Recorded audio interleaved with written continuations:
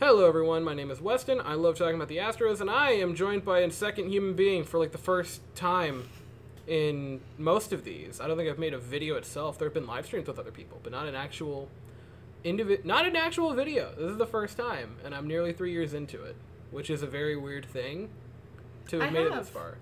You've been here a lot. I've been here for some of the live streams. You've been here for most of them. I was in the background, made little cameos. My son is the one who started Thick Chat. That to which I cannot escape, and I don't think I ever will be able to. This is the first podcast I've made for the channel. This is the first one I've done for the Astros specifically. I have a secondary one that I do for the Rangers, or I guess a primary podcast that I do for the Rangers, but this is a different thing. Despite the fact that I make an Astros video practically every day, I still don't necessarily get to dig as deep as I would like to with some of it. And I also don't want to be that insane person sitting in a corner talking to absolutely no one a second time, more so than I already am when I just make videos. And so instead of an internal dialogue, which I also do now to start videos, I'm joined by a person that looks identical to me. And that would be me. I'm Cassie. I'm Weston's sister, older sister by 11 years at this point of the year. It's going to be 10 very soon. Very soon, but right now I'm holding on to that 11. Our parents didn't know they wanted a second child, and I don't know, after they had Weston, I still don't know if they wanted a second child. Thanks for phrasing it like that. What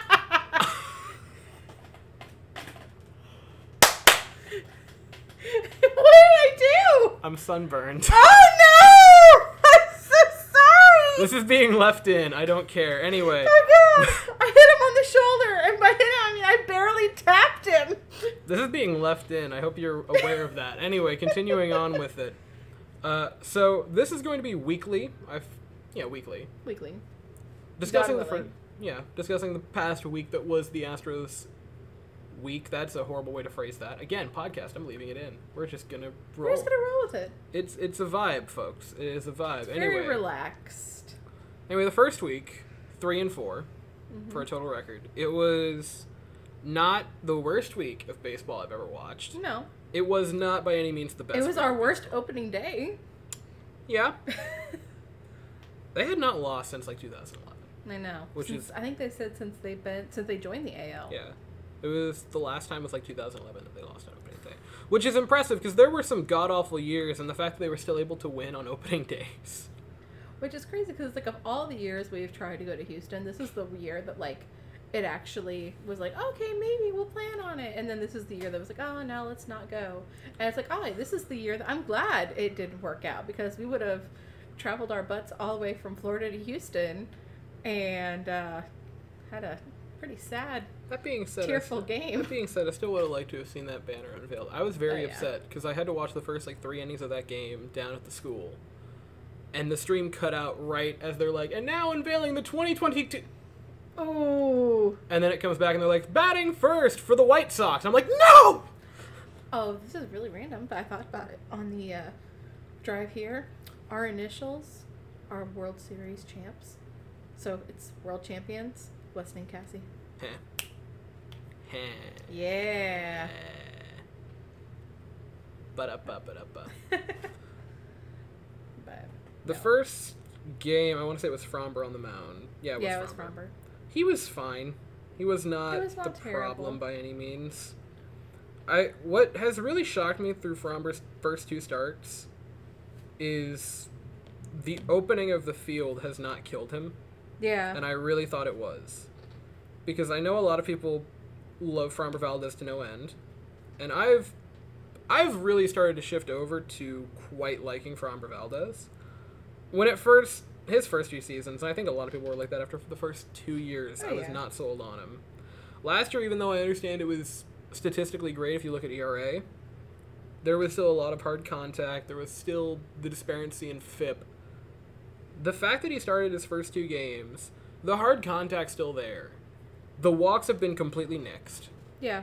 He's given up 1 walk in 12 innings. Yeah. And struck out about 12 a little over that. He struck out 9 in the second lot. And honestly, it's not fair because, like, his first outing, you know, opening game, he matched up with Cease for the White Sox, and Cease was just unhuman the first couple innings. I mean, he had 7 strikeouts by the bottom of the third. Yeah. Like, that was, you know. Dylan Cease, I don't know that was why. Incredible. Like, as a baseball fan, I can be like, wow, that was incredible. As an Astro fan, it made me, you know, my heart palpitate a little bit. I don't know why I went into that game shocked that Dylan Cease did as well as he did. Because I want to say, I don't know why I went into that game shocked that there were only 5 total runs scored, because that was the runner-up and I want to say 3rd place. Oh, yeah. 5th place for World Series. Or not World Series, for Cy Young. That was the runner-up and 5th place for Fromber. Fromber finished 5th. I thought he finished higher than that. All right, 5th. This is really random. Who was the White Sox pitcher that we absolutely just walked all over last year? There was one that Grandpa, because our was grandpa... it Giolito? Oh, I think it was Giolito. Which sucks, because I really like Giolito. Yeah, because our grandpa is a White Sox fan. He grew up just outside of Chicago. And so, you know, he grew up loving the White Sox and going to their games and that. But I remember that game because he, like, shouted down from me, and he's like, oh, my God, they're killing him. He's already dead. Just let him die. Poor Dylan Cease. Okay, I looked it up because I was interested. Fromber, through 2 starts, has gone 12 innings, so averaging about 6 innings a game. Okay. 1 walk, 13 strikeouts, 2 earned runs, and the Astros are 0-2 in those 2 games. God bless. Did someone say Jacob deGrom? I don't know what it is with this team, but, like, it's like... It is a generational It's the same curse. old thing. It's like, oh, guess, you know, I'm once again asking for run support, and you're not going to get it. It's a generational curse. It was Verlander's cross to bear. Yeah, now it's Fromber's. Now it's Fromber's cross to bear. It's got to start with the opening. It starts with the best pitcher on the staff getting... absolutely no run support. That's funny. Is it? It's like generational curses in families, only this is, you know, it's the family of baseball. Is it funny? Javier. If you can't laugh, you just cry. That's fair. Christian Javier as well has already started the season wonderfully. God, First game was not perfect by any means. I thought yesterday was fantastic. I want to say, yeah. 5 strikeouts, didn't walk a guy. He's allowed 1 walk through his first 2 starts, which is not shocking. No. He's really gotten control. I thought yesterday specifically, I don't know if you were able to catch it because it was a weird afternoon game. I actually did not catch any of last night's or yesterday's game. I watched your video. I would highly recommend you go back and just watch his highlights. Him specifically. I thought his knuckle curve was filthy. And I truly think you're at a point in... We live in a society where you can get away with 2 pitches. I think Tyler Glass now does it pretty well, getting away with 2. I want to say... Brewers pitcher. I can't think of his name. But he just won the Cy Young Award not long ago for the Brewers. Like, a season ago, and it's already blanking on me. Oh, crap. I know who you're talking about. Yeah, Colin Burns. I was going to say, I can picture his face. Yeah, but... Colin Burns. I think. No, Colin Burns. No, I don't know. We're not Bruins fans, or Brewers, not Bruins. Sorry. Hockey's about to start, and I'm already thinking about it. But Corbin Burns. Colin Burns is a lacrosse player. So one of your lacrosse players? He is one of oh my lacrosse gosh. players. And I just went for that.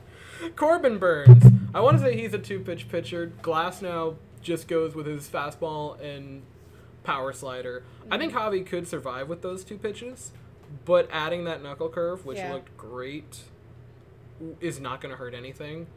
He got 1 strikeout on the knuckle curve, and it was... I love good old-fashioned knuckleballs.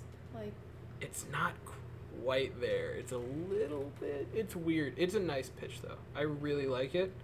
It's another drop down. It's not significantly lower. Slider was averaging about 80 yesterday. Knuckle curve was averaging like 76.5. So it's not totally dropping down a speed, like the 13-mile-an-hour drop from his fastball to slider, but it's enough that it's going to throw another wrench into it, which I don't think Javier needs much more to embarrass players. I think he's already kind of there, and I have him just kind of written in as my Cy Young winner this year, which is very early, but I've been on the Javier train for a very long while. Javier. You've been on the Javier train and the McCormick train. That's what's called a segue. I think McCormick yesterday just about. I'm not saying that because of 4 games at the start of a season you have locked up a spot. Oh, I am. Okay. I am, definitely. I'm not saying that because of the first 4 games. I'm saying it because of the past 200 games that Chas McCormick has played in his past 2 seasons. Especially in our postseason last year. He was fine. He was a, good carrier. Like, he carried a lot on his plate and did well. He played a pretty busy center field and was excellent the entire way through. And I said it after the opening day video and the second video. I think he was downright disrespected by the Astros organization. And I don't like saying that, but to not have him on your opening day roster, or your second day roster for the ring, that again he very much helped you kind of earn. I was flabbergasted by that. What was it you said? He's came down with Dusty syndrome or something? Yeah, Dusty disease. Dusty disease. Yeah. Where for no apparent reason Dusty Baker just doesn't put you in the lineup. And I'm not even having the conversation of is Dusty still got it or not. No, Dusty still got it. He's fine. But that was just a bad call. And I'm not even sure that it was Dusty's decision to make. Or if it was scouting, and I don't think it was Dana Brown either. Mm-hmm. But I genuinely think someone within the organization said, I want Myers on the opening day roster to try to give him that confidence, and it didn't work because he started like 0 for 8 it was with bad. a walk. And I think Myers, it's this weird thing where I don't think any center fielder in the Astros organization, whether it's Chas McCormick or Jake Myers, has a shot because now Drew Gilbert, who they got in the draft out of Tennessee, which if you remember George, he loved him. He loved Drew Gilbert. And he came up to me that morning, or no, I went to him and I said, what do you think of Drew Gilbert? And he's like, that is going to be a star player. Mm-hmm. He sang his praises for like 4.5, 5 minutes. Oh, yeah. Well, when you asked him about, I asked him about Tennessee, which is big mistake. It's not a mistake. It's a glorious thing. Little anecdote to enjoy. But he is totally sold on him, and so am I. I think he's got good defense. I think his offense is going to be very good. And it sucks, but I genuinely think McCormick, Myers, and any other center field prospect is more or less right now playing for the backup position. Yeah. Come 2-3 years from now when Drew Gilbert is actually with the major league team, which is not wonderful. Again, it's possible that he flames out, which I'm hoping doesn't happen. It's possible, but, I'm hoping that isn't the case. It's very low. Because even when I've sung the praises of Chas McCormick, I understand that his ceiling is probably like a 115 to 120 WRC plus hitter. There's not going to be a problem with his defense, because his defense his defense is good. His defense is top of the league. And that's not even bias saying that. That's just the numbers. That's just raw statistics. Through the first 4 games, first 18 plate appearances, McCormick is OBPing 444. Yeah. With a WRC plus. Again, not sustainable for a full season. Yeah. If it was, it would be... Because we're talking about 4 games, but... But his WRC plus currently is 188.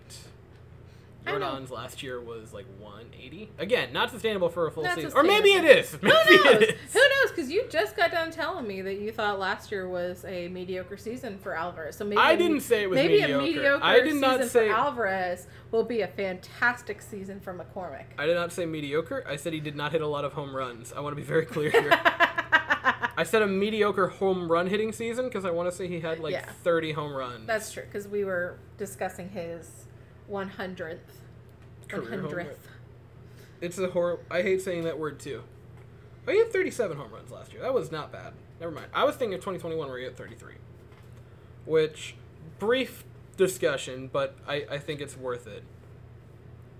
I truly think Jordan's probably going to finish as the all-time leader in home runs for the Astros. Mm-hmm. So long as he stays with the Astros. If he stays with the Astros and stays healthy. Yeah. I don't think it's a question. Yeah, because you're talking about, you know, he's had, what, 4 seasons now?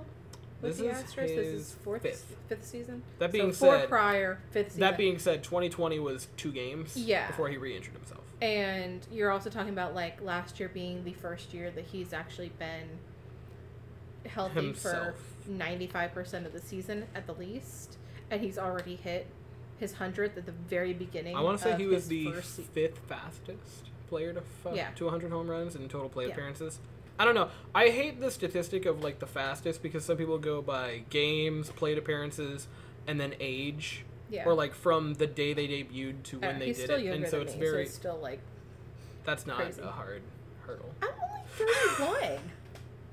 I know, but I had an option to take a shot at you, and I have to. I'm sorry. Well, when you're talking about, like, you know, he had 2 appearances in 2020. Yeah.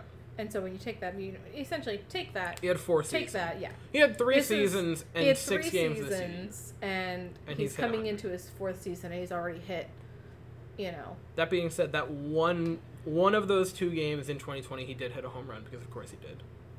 Because that was the moment where every Astros fan thought the season was going to turn around. It was like the 20th game of the season, where the Astros were below 500, which is a thing they would do for that entire season. Yeah.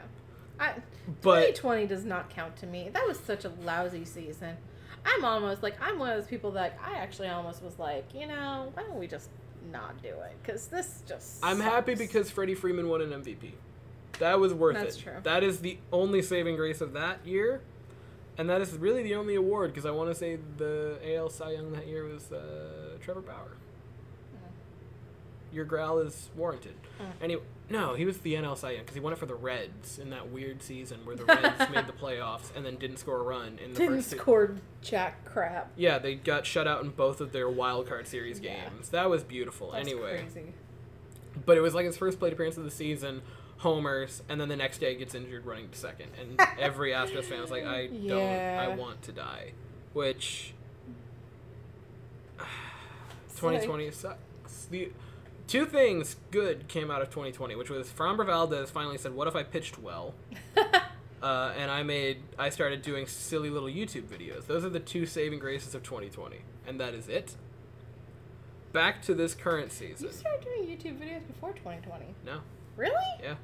The first one was the first video I made was in July of 2020, like July 11th. Wow. Yeah. No, time has ceased to exist ever since 2020 happened. Time sucks. Yeah, time is stupid. You're correct.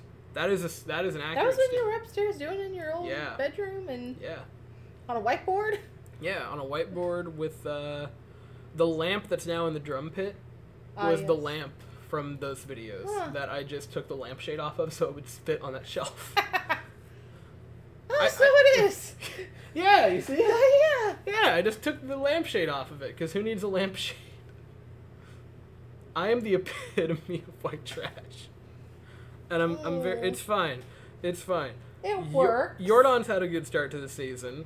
Kyle Tucker's been great. I am very upset that they were not able to get a contract extension before the season because now his price has gone up significantly. His price is going to go up. I don't think they re-signed Tucker.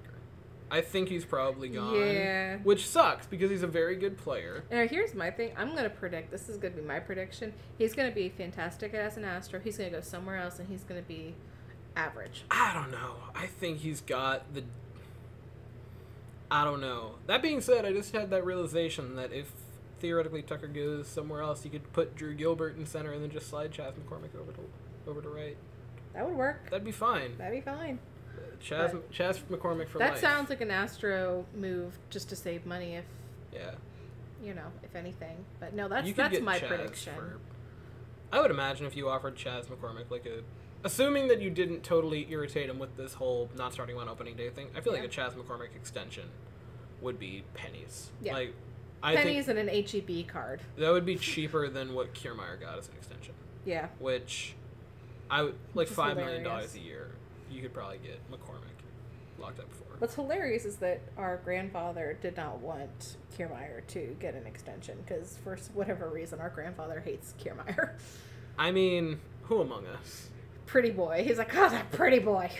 And then Grandma Linda is like absolutely in love with him. I think every man Tampa Bay Rays fan was sort of like, I don't know, because every woman swooned.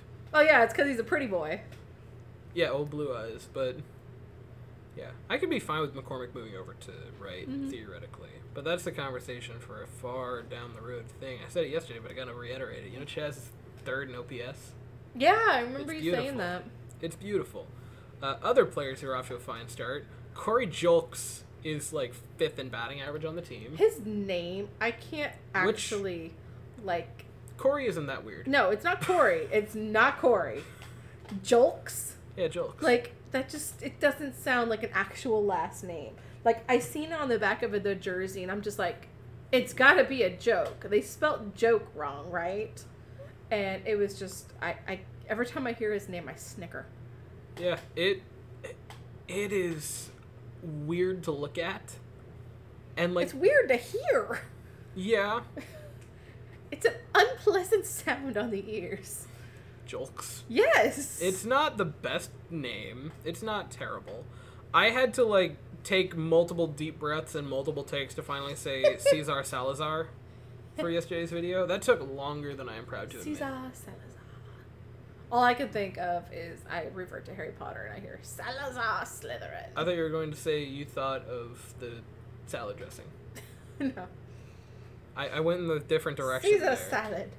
I went in a My husband's favorite. I went in a very different direction. Overall, I think this week was perfectly fine because there wasn't a game where they got blown out. No. And I think Dusty said it after the second Detroit loss, where he basically just said, "We're not getting blown out. We've been in every game. Yeah. This is not where we want to be." And it was weird losing to the Tigers. He also said something to the effect of like, "We're not getting unlucky, but we're just not having the breaks go our way." Yeah. And I think that was a very good way to put it. Of you're not necessarily just you're not getting unlucky. You're just not being able to put yourself in a lot of positions, and the few times you are, they are not breaking for you. I've seen some people talking about like online and stuff like that. They weren't dissing Pena, but like they were like, you know, he's not good in the start off, and it's not to me. It doesn't have anything to do with Pena. That's Altuve's spot, and Altuve is the heart of the team. And you can tell they're missing him. You can tell they're even though he's in the dugout with them. Well, yeah, but he's not. But it's not. It's different, and it's like that. I think is it's not throwing off their groove, but it's like if you don't have your little short king, like it kind of brings down morale. It's a different because like Pena's a fine hitter, and he certainly unlocked a different level to himself during the postseason last year, and I think that's more so the Jeremy Pena you're going to see, or at least closer to that. Yeah. He's not Altuve. No. Very few hitters on this team are Altuve. There is... Yeah. I would put Jordan ahead of him, and that's about it. It's not even like the hitters on the team. It's just the players. There's, like, when you think of Houston, everyone knows Altuve. Whether that's good or bad. But... It's what he is. When you think of the Houston Astros, you equate Altuve with Houston. And without him on the roster, it throws off everything. And it's not even like, he's, just taking the day off or anything like that. It's like they know he's injured. They know he had surgery. It throws you off. I don't want to get ahead of anything on that. I saw yesterday him in the dugout, and when he was hugging Miguel Cabrera, which was... wholesome as all came out. I think he was crying when he went out to see Miguel Cabrera, which was... I love Cabrera. Altuve and him, their relationship. It is a shame that they never somehow ended up on a team together. I other know. than, like, I think they were both on Venezuela in 2017 for the World Baseball Classic. No, because this is his last year, right? He announced his retirement after this year, which is just crazy. It's weird to see all of the old greats start to retire. I know. And... Well, like, I don't think you were old enough. Like, I remember, like, when the first one, like, in my generation, it was Big Papi. Yeah. And that was, like, ooh.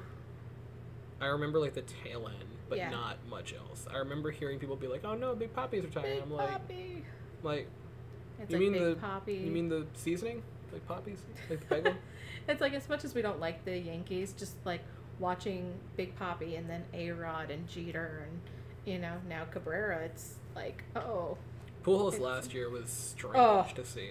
That being said, the fact that he went back to the Cardinals and returned to previous form was comical and made me be able to laugh at the Angels just a little bit more, which was very, very nice. But I was going to say on Altuve, it looked, and I could be totally wrong, it looked like he was out of a cast and into like a very reinforced brace. It could be. Which, if a 2-month injury, and Dana Brown in an interview when he was on the broadcast just straight up said, he's like, they're like, why did you keep him on the roster and not put him on the 60-day IL? And he's like, I feel like he's just someone that heals quick. And I don't think he'd be gone for that long. Yeah. The fact that what they said would be a 2-month plus injury, if he, after a little over 2 weeks of it, is already out of a cast, that's insane. And I'm not saying he's going to return in a week.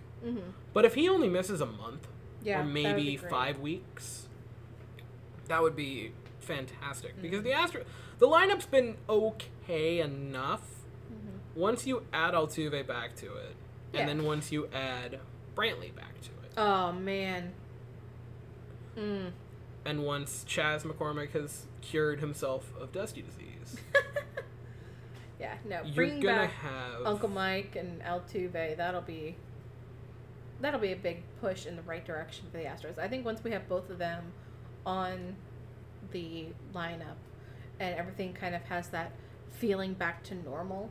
Because we know Michael Brantley, like, say what you will, like, about him or the last year and with his injuries, like, his hurrah last year in the postseason where he yelled at everybody, like, that just, I refell in love with him. The fact that he just yelled at the team enough to basically get them to get their heads up their asses. Like, he pulled I'm not mad, I'm just disappointed. I don't know, he might have been mad. Who's to say? I'm mad and disappointed. But no, that made me re-fall in love with Michael Brantley, and I'm gonna be really happy when he's back. I was extremely happy that Brantley was able to do that because I'm sure that the Astros might win another World Series this year. They really might, and a lot of people, I want to say they were the odds-on betting favorite to enter the year to win it, and so it's very possible they win it again, or at the very least win it again in the next few seasons because of how they're constructed. But I was extremely happy that Brantley was able to do that because while he couldn't play in the World Series, there have been a big hand in it. There have been a few players who have been rostered by the World Series winning team that are really good players. Frank Thomas first comes to mind. White Sox DH, DH for forever. He has a ring from 2005, but played like 2 games and then got injured. Yeah. And while he has a ring, he wasn't really a part of that team that won it. And whereas Brantley would have kind of fallen into that category, being able to have that moment where he didn't change it with a hit, he didn't change it with a diving catch or anything. That being said, to his credit, he did enough in 2019. He kind of deserved to have won the World Series with the Astros. So, like, it all evens out, I suppose, because of what he did back then. I'm still not over 2019, but that's a conversation for a different... That's not even meant for this. That's meant for just therapy, if I'm being honest. But once you get both of them back, and then once you get McCullers back into the rotation... Have they given a timeline with McCullers? I don't know. No one knows. I love Lance McCullers to no end. His injury history is weird. Yeah. And it's like, he'll be back within a week, and then 5 months later, they're like... We don't really know what the timetable is for Lance McCullers Jr. And I'm like, I'm going to hurt you. I hate that. I just looked it up. He's younger than me. Yeah. Oh. Yeah, McCullers is young. Oh, no. Yeah. With another elbow strain. His elbow must be made of glass. Yes, but it does produce very, very nice curveballs. Which is all I need. Just put him out there in bubble wrap. Just wrap his elbows in bubble wrap and then have him wear long sleeves. And when they ask him what the crunching is under his shirt, they can just be like, it's just padding. Skulls of my opponents. It's vials of tears. When you get all of them back. Like, that's the thing. When you get healthy, when you get into a rhythm, you're going to be fine. I have no concern over the team. I don't think many people have had concern. I think the few that you've had are mostly about individual players and not as the roster as a whole, which I think is warranted in some cases. Yeah. like individual inconsistencies. Like Montero got a relatively large extension, and through the first few games has been mid. Eh. He hasn't been terrible, but he hasn't been that $11 million reliever that you thought was the, not necessarily a splash because he was already rostered, but a big bring back. One player that has quietly been insane has been Jose Abreu, because I wanted to say going into that like second Tigers game, I thought he had done nothing, and then I look at him like, oh no, he's hitting 350. He's like the for quiet. He's going to silently go out there. He's just gonna be he's going to quietly go out there and hit 300 for you again, which having that alongside Brantley is going to be very nice. He's been wonderful. It's a miracle he didn't have 4 hits yesterday because he tore the cover off the ball every time he touched it. Well, that's like, I've made the example in football. It's like, I'd rather have a consistent player than like a super really good flashy player for a couple of years. And I feel like Abreu's going to be that super consistent. He might not have, huge, crazy, great spikes in his career, but he's going to be consistent. And consistency is good because it's like, okay, I can count on this guy. I think the Astros have sort of become the poster child for just wanting consistency. Because if you look up and down, and there are some exceptions, Alex Bregman, for instance, is one of them. Yeah, Bregman's kind of up and down. But you look at the majority of it, Altuve for his career has been steady. Jordan for his career has had very high spikes, but his lows haven't been lows haven't been lows. Let me rephrase that. His singular low was still like a 140 WRC plus, still a top 10 hitter in the league. Is that, by any chance, would his low be anywhere near Kemp, who is the starting batter for the A's? Let's compare Alvarez's low with Kemp's high. I don't want to be mean because I love Kemp, but this feels mean. The fact that he is the A's, like, this is our king. This is our leadoff batter. So Tony Kemp's career high in WRC plus is 129. That's actually pretty good.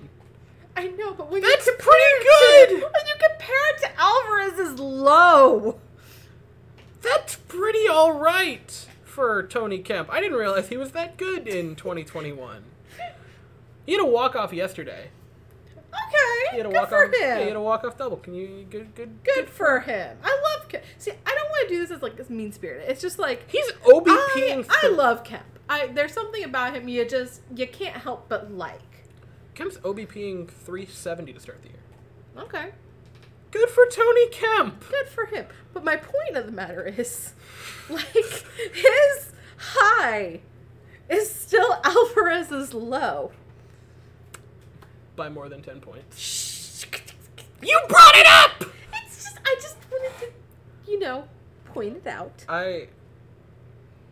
The consistency has been where they've made that living. Tucker consistently has started off terrible and then even out as the season progresses. But even that, his WRC plus has stayed pretty consistent. Altuve, again, is the same thing. Jordan's been the same thing. McCormick, even though it's to a very slight degree for the past 2 seasons, has been pretty dependably not a problem, which is all you can really hope for like your 7th batter in the lineup. Yeah. And if we're talking last year, I mean, like, we had Diaz for the last couple of years. And Diaz might not have had the best hitting, but he was like the little Swiss Army knife. You could put him anywhere and he was fine. He was the Swiss Army knife of positions. And it's like you could put him anywhere in the batting order, you could put him anywhere in the field, and he was just going to be consistent. Look at him up too, since he's now like the A's other little golden boy. Yeah, he's their other, which is hilarious. He's their other all-star. We joked that the Astros still somehow managed to beat the Angels because the only 2 runs on opening day were scored by Kemp and Diaz. Okay, it's only 6 games. Diaz has started off with a WRC plus of 29. League average is 100. Oh. Yeah. Oh. Have fun. But did he get a home run or was it just a base hit that won? An RBI double. RBI double, I think. How has he been on base like 2 times and scored a pair of runs? What? He has reached base 6 times and has scored on 2 of those. So his run,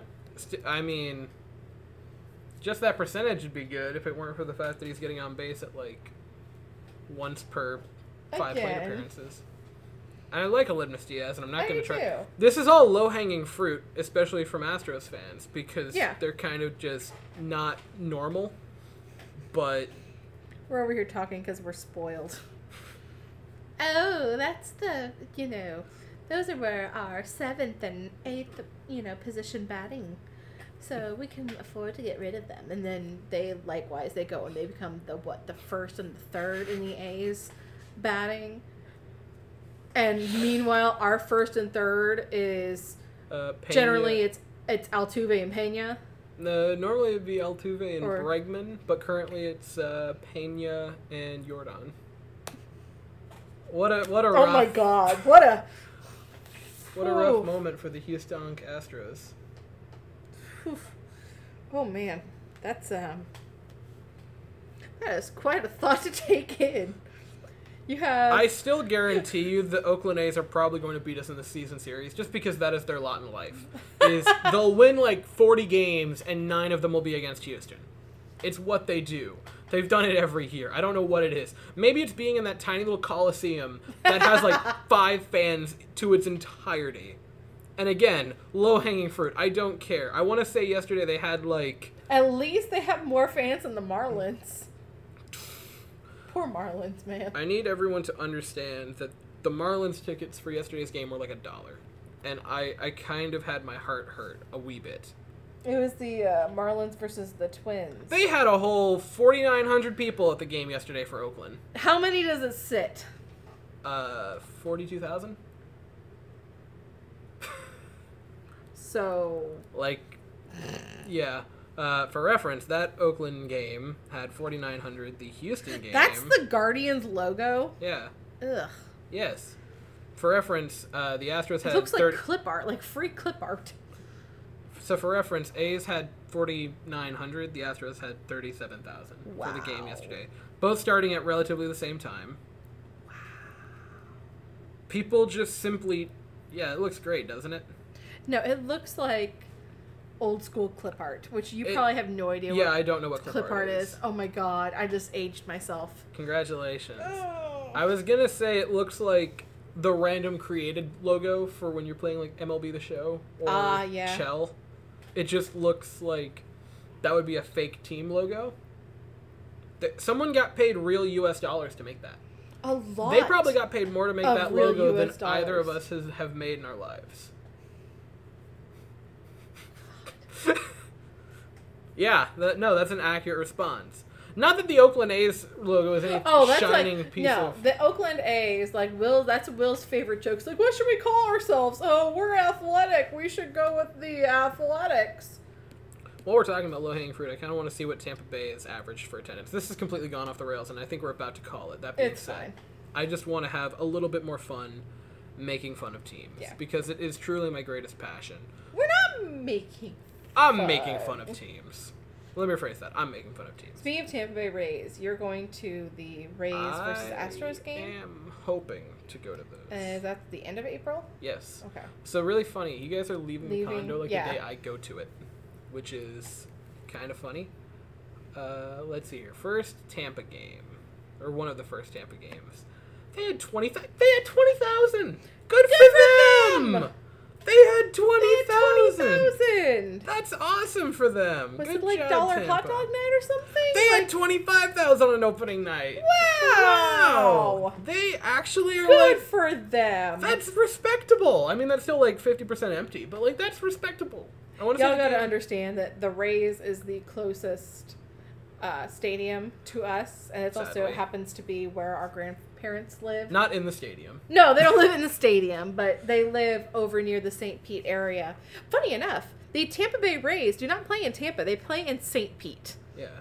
But It's very bad. regardless, but the stadium, like Weston has been to the Red Sox stadium. I have never been to any baseball stadium besides the Rays and the Marlins. And I was like 5 when I went to the Marlins. So the only baseball stadium experience I have is the Rays. And even though it's the only one I know it's also like the lousiest.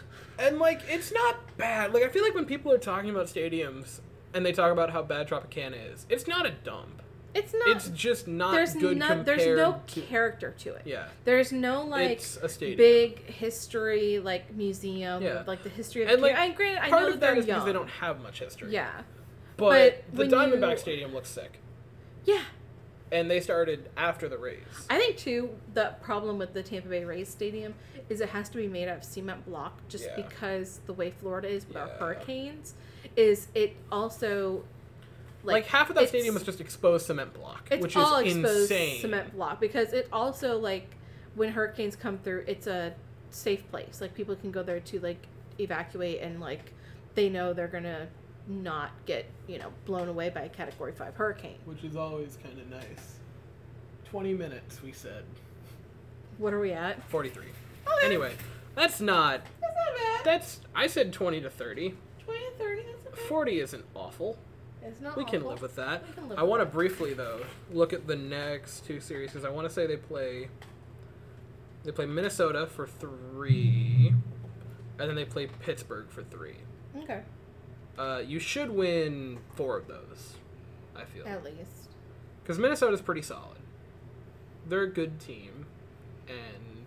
Speaking of Minnesota, what? Okay, is Correa still actually with them? Yeah, no, that is was... Is he on their lineup? So he re-signed... What? So he signed with the Giants, Yes. and then that deal didn't happen. Yes. And then he signed with the Mets, and that deal didn't happen. And then he re-signed with the Twins, and their GM said, I feel like this is where he wanted to be. And I'm like... No, he didn't! You're a lying liar! He It didn't was want to something be to with that you. effect of, like, I think this is where it was always meant to be. I'm like, no, it was not. No, You were his third choice. You are his third choice, because his first choice would be back in Houston. What? Marlins are ahead of the Mets in the East of the National Just tell League. me they're not playing Verlander. Oh, no, Verlander is injured, remember? Oh my god, no! Yeah, no, Verlander is injured. He's missing the first, 2 or 3 weeks. What did he do? Step on a pebble? I don't know. I think it's like a forearm strain. These freaking... It's going to sound racist, but these white pitchers and their, like, super fragile arms, man. They're made of noodles. They are made of noodles. Like... It's New York itself. I think you know what it was? He flagged down too many taxis. Too many taxis. And didn't have... He had to slap too many people from looking at Kate. He waved down too many taxis and wasn't prepared for the strain on his arm. Oh my god. I figured it out. I came to that epiphany right here. But you're playing the Twins for 3, you're playing Pittsburgh for 3. You should sweep the Penguins, the Pirates. It's okay. I heard you and I didn't correct you. Because again, my brain's already on hockey. You should beat the Penguins. The Pirates. Arrgh! You should beat the Pirates for 3 games. I want to say you should take 2 out of Minnesota, but I think you'll probably take 2 out of Minnesota and then lose one of the Pirates games. I said Pirates and I almost corrected myself back to... Back to Penguins? Okay. You're playing Pittsburgh. I'm just going to say Pittsburgh because I can the fact that they have the Pittsburgh Pirates and the Pittsburgh Penguins. Pittsburgh Penguins, like, it's confusing. And the Pittsburgh Pen Pal. I mean Steelers. I had to. I know it was low-hanging fruit. I don't care. I excel at grabbing the low-hanging fruit. That is what this podcast is about. It's just... The low-hanging fruit? It's very relaxed. We don't really have a schedule or a itinerary of things to cover. Bob Ross would be proud. Happy little mistakes. But you're playing Minnesota for 3. You're playing Pittsburgh for 3. Mm-hmm. That should be 4 and 2. Remind me why today's game got... Rain. Which... Fair. I think it was going to be nearly freezing rain as well. Because it's like... I think the high was supposed to be like 35. Oh my god! In Minnesota. Meanwhile, here in Florida, it was like, what, 89? Meanwhile, here in Florida, I got horribly sunburned on a boat because I'm I think I got sunburned a little today, too. Yeah, it was like 36 today was the high in Minnesota. But it's going to be like 50 and 60s for the next 2 games. So that's not... I mean, that's still... It's still not great. That's cold for us. You have to remember that. People are watching this that are in Philadelphia that are going to go, I hate both of you with burning passion. I know, but like we're also talking about the Houston Astros who 60% of the team is all, Hispanics, which come from, warmer climates and are going to be playing in the cold. I just realized, yeah. But you should go 4-2. You should have a good week to get right as you're playing some not wonderful opponents, and then that kind of leads you into playing a tough week. But we'll talk about that when that time comes. I think I just want to see the team look like they care, because they finally looked like they cared yesterday, and they won. It helps when you have run support. Well, that was the thing. Like, the lineup looked disengaged. They looked like they cared yesterday. They won without problem, with absolutely no trouble. Yeah. And I think the biggest enemy of the Houston Astros is themselves. And I know that not just necessarily because, oh, you are your biggest enemy. There's no one that can actually rival you when you decide to play. No. And if they continue to go out and play like they did yesterday, I'm not saying, oh yeah, if they go score 8 runs a game, you're going to win. No, I don't mean like that. I mean, if you simply go out and try, and you put the effort into a game, you're going to be just fine. Yeah. And even at this moment in time, you're kind of in just that survive until your stars come back. Because you're getting 2 all-star hitters back by June. Yeah. And probably I wouldn't quite say all-star. I mean, I would call him one. I would call him one, if I'm being honest. But you're getting a pitcher who in the past 2 seasons has contributed like a 2.5 ERA over the past 2 seasons. Or about maybe 2.9 because he only had a couple starts last year. Is another one that it's like, you have the idea of like, he loves the team. Yeah. And it's like, you can be someone that's maybe not the best, but when it's kind of like when you're in high school, it's like, oh, you got school spirit. That school spirit is infectious. And when you say stuff like bury me in Houston, like, that's going to resonate not just with your team, but with your fans. This is a fascinating conversation as a person who played 0 high school sports on account of being homeschooled. Well, and I'm just like, yes, team spirit. I played high school sports, so I can, You played high school sports. That's why you get mad at me whenever I say anything bad about Martín Maldonado. That is why, because I was, little backstory, I was my high school's catcher. I was also our church league's catcher for years. And, yeah. I'll wrap it with this. I got a phone call after I did the grading for the players after 2021. I got a phone call from her. And was just like, you gave Maldi a 2. It was the middle of an afternoon. I was off doing something else. And it just... I get berated with, how dare you? How dare you give my sweet baby boy like that? Give my sweet baby boy a 2. Well, here's the thing. Us catchers, we are not made to run. You're not made to run or hit. We're not made to run. I say that. I am 5'2". I am built like our ancestors are still running from, the Nazis in Eastern Europe. We're Polish. I want to emphasize that. And so, like... My career is flashing before my eyes. We're Polish people. We're fine. We can say this. But, like, I just was never fast. And I could hit well. I could almost always land it in the outfield, but, like, I could never run fast. And, Maldi has gotten home runs. And Maldi comes in and surprises everyone when everybody's dogging him. Hey, I love him with a machete. Maldi's been... Chaz is 4th in war. Oh my god. I need to stop getting so distracted so easily. It's okay. That's what this is for. Yes. This is what. Maton 6th. Philium. Philium? Yeah, Philium Maton. Oh my god. That's not his name. I know it's not his name. I know his name is Phil. No one's actual name is Philion. Wait until I have a child. Philium Maton. Philium Kaliski. That's gonna roll off the tongue. Who are you named after? I was named after a great aunt. Who were you named after? Well, you see, you know what, that would work, because you would be naming your child after somebody and it would be spelt wrong. It's like, oh, that's not actually my name. Kind of like how you were named Franklin after Grandpa and his name isn't Franklin, it's just Frank. Yeah, exactly. Because for whatever reason, our great-grandparents were like, no, this is not Franklin, this is just Frank. Imagine. Phil Maton's nickname on Baseball Reference is... I swear to God, if it's Philion. It's just spin rate. Spin rate? That's his nickname. I mean, with that kind of look, I would imagine you would have an unimpressive nickname, so that kind of fits, if I'm being honest with you. Yeah. He looks like the person that would have nothing interesting as a nickname. No. And that's not to denigrate Phil Maton, who's had a very nice start to the season.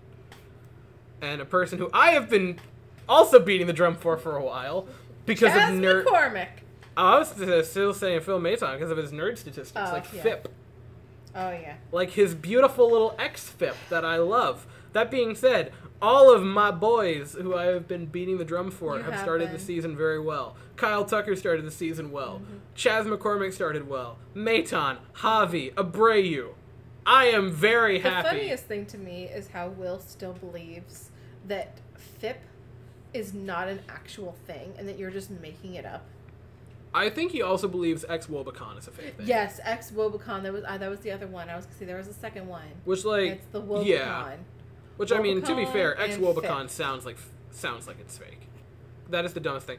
I saw someone spray-painted bacon down at Lake Washington, and I kind of wanted to go over there and put XBA in front of it, or XW, to make it ex-Wobicon.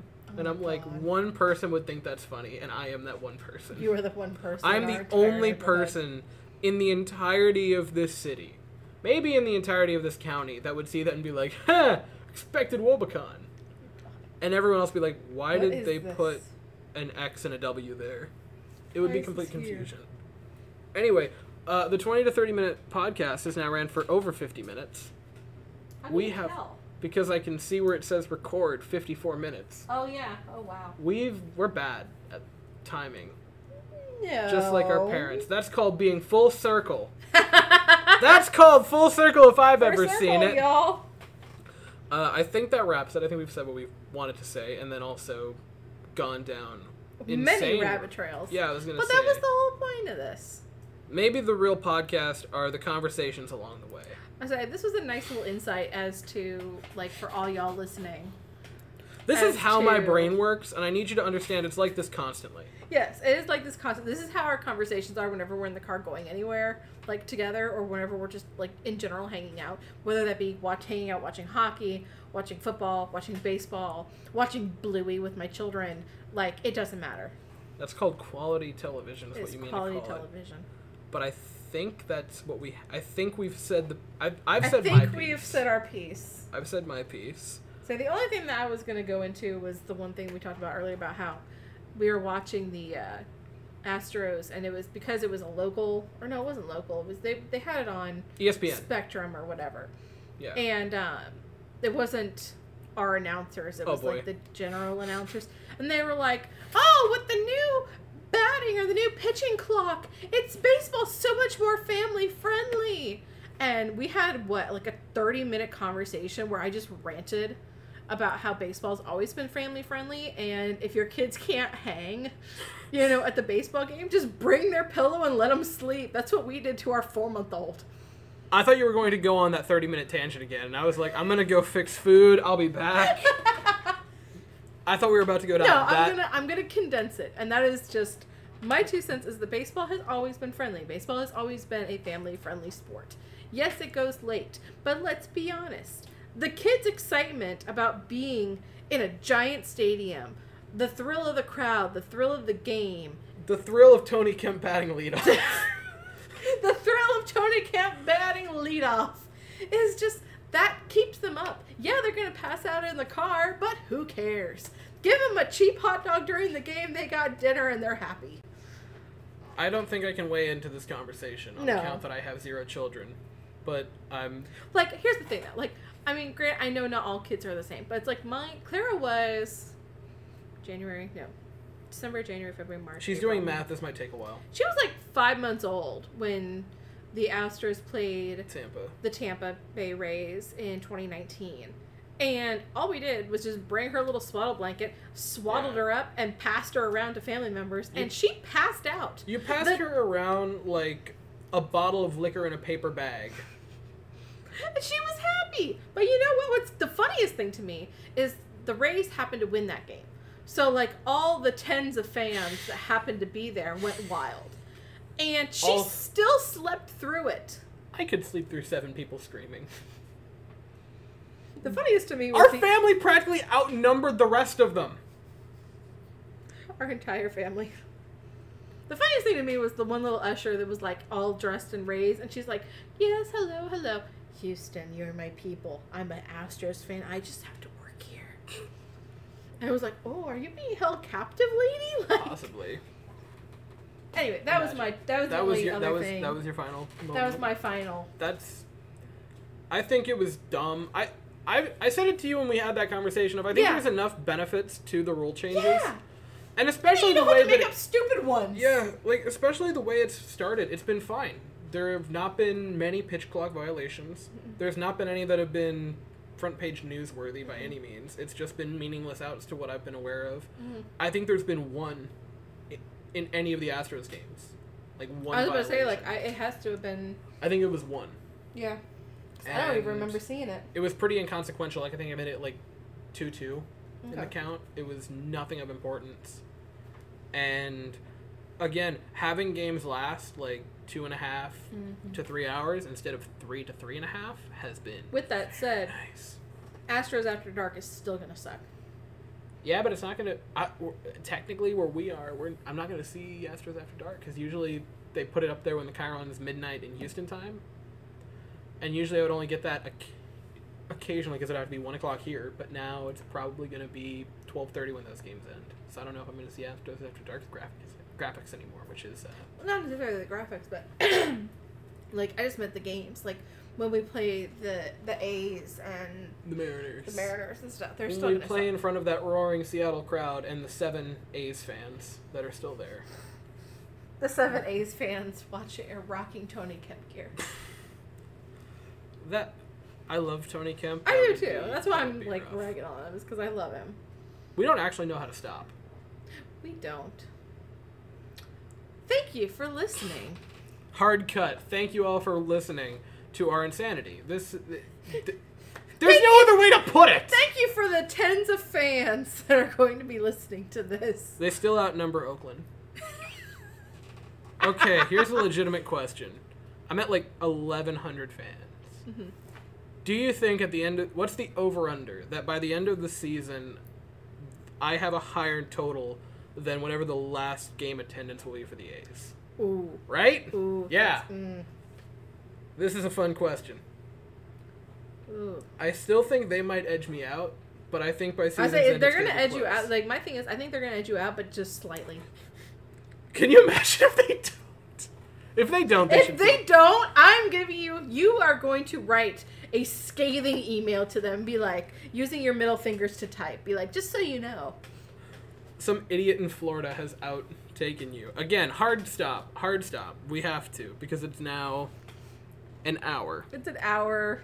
The Rangers game has started. It's an hour. Oh, they get to see our weird telepathic, like, twin-like stuff where we say the same things. Because we just did it. And we've done it a couple times. Yeah. I heard one of the people at my young adult group called it sibling, and I really liked that term. Sibling. Yeah. I like that. Right? It's the only accurate way to put it. Please don't let them score first. But, yeah, so this is going to be weekly, probably on Thursdays. That would be the best day. Most Thursdays are off days this year. So recording on Thursdays would be really convenient. So likely a every Thursday event where it's just an hour or less, probably less. It'll probably be less because we'll put generally, hard stops on it. Well, generally, too. Also choir. I was going to say generally we have choir. Or I do not have choir. I sing like a dying walrus. But my sweet brother here and my wonderful husband are in our church choir and practice. Those are two different people. Yes. Oh my god. Oh my god. Yes. Wesley. Ironically, my husband's name also begins with a W, but it's Will. It's William.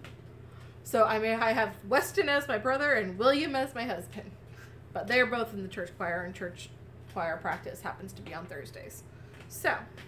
Yeah, but we can easily record this after or beforehand. So Thursdays. This will come out. The day. But we've said our piece. 4 and 2 is the mission. 4 and 2 and act like you care. 4 is and 2 all I and request. Act like you care. It's simple. Take 3 and 3 and act like you care.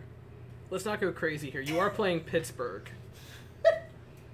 You're playing the You're playing the Pirates! You're playing the Pirates! Let's not go crazy with this. Pirates! Playing the Pirates. Not So the it should Penguins. it should be doable to go 4-2 and act like you care. I think that's a fair request. But as for this week, that's all I have. So thank you all for listening. Thank you all for coming out. I'm Weston, and I'm as Cassie. always, go Stros.